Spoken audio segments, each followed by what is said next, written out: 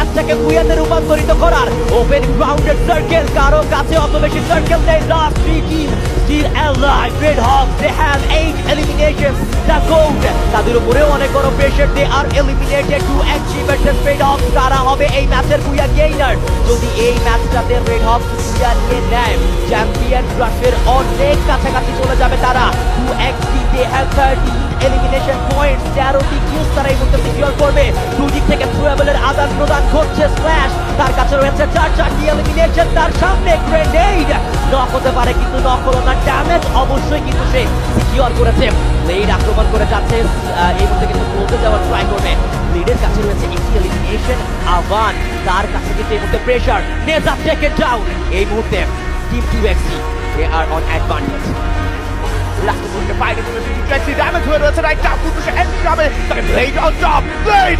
right now Blade